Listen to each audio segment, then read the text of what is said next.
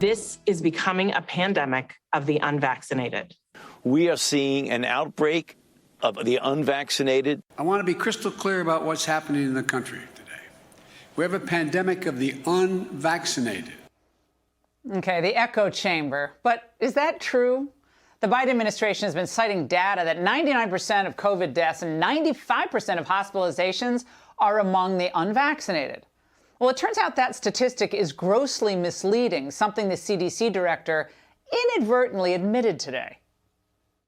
Those data were data that were from analyses in several states from January through June and didn't reflect the data that we have now from the Delta variant. We are actively working to update those in the context of the Delta variant. Oh, really? Well, a vast majority of this country was unvaccinated, Rochelle, for the first 4 months of the year. Thus, the numbers would obviously skew toward those dying and hospitalized being in that category. So why is the CDC skewing the data? Joining us now is Dr. Byron Bridle, Associate Professor of Viral Immunology at the University of Guelph, who has been researching the COVID vaccine. Doctor, thank you for joining us in part 2 of this interview with you. Is it accurate to now call this a pandemic of the unvaccinated? Or do you think those who are vaccinated could also be contributing to the emergence of these new variants? Hi, Laura. Thanks for having me back. Absolutely, it's untrue to be calling this a pandemic of the unvaccinated. In fact, I would argue that, and it's certainly untrue, this flipping of the messaging to scare people into thinking that the unvaccinated are somehow driving the emergence of novel variants. This goes against every scientific principle that we understand. The reality is the nature of the vaccines that we are using right now and the way we are rolling them out are going to be applying the selective pressure to this virus to promote the emergence of new variants. Again, this is based on sound principles. We have to look no further than chemotherapy for cancers and the emergence of antibiotic-resistant strains of bacteria. The principles are this. If you have a biological entity that's prone to mutation, and the SARS coronavirus 2, like all coronaviruses, is prone to mutation.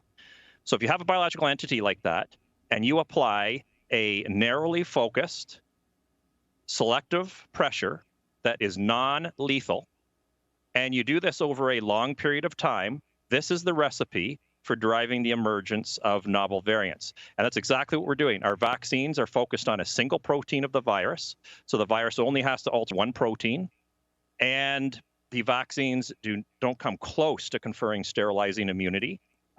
People who are vaccinated still get infected. It only seems to be particularly good at blunting the disease. And so what that tells you, therefore, is that these vaccines in the vast majority of people are applying a non-lethal pressure, narrowly focused on one protein. And of course, the vaccine rollout is occurring over a long period of time. That's the recipe for driving So that's driving variants. The variants. And so it's exact. Absolutely. Your theory is that it's the exact opposite of what they're saying, because they're trying to demonize and intimidate those who have chosen not to be vaccinated for whatever reason. So they're to blame. They should be shunned. They should be punished, denied services, and so on. It's ridiculous. If anything, the unvaccinated are likely acquiring, probably in pretty substantial numbers, naturally acquired immunity, which I would argue from an immunological perspective is going to be much more protective than the vaccine-induced immunity against novel variants. So, again, something the administration refuses to address head-on or accept, the idea that you have B or T cell memory immunity to this ongoing virus, and that you would not then need a vaccine, correct? Yeah, it's shocking to me as an immunologist because basically, yes, you're correct. Essentially, our immune systems actually work. They do respond to pathogens, and they do protect us from pathogens. And there are published papers. People can look up a paper done by authors Seti and Crotty that was published in a Nature journal. And it shows very clearly, as do several very good peer-reviewed publications, they show very clearly that naturally acquired immunity against SARS coronavirus 2 is very potent, it's very long-lasting, and importantly, in the context of novel variants, it's very broad in its scope. So it's going to be very balanced. We're going to have lots of antibodies and T cells.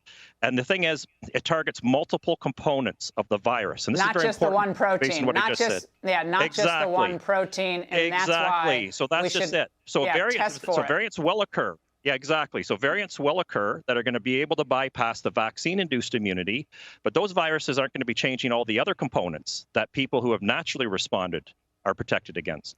Dr. Bridle, thank you. This is it's stunning how this is being sold to the American public and demonizing the people who've chosen not to be vaccinated.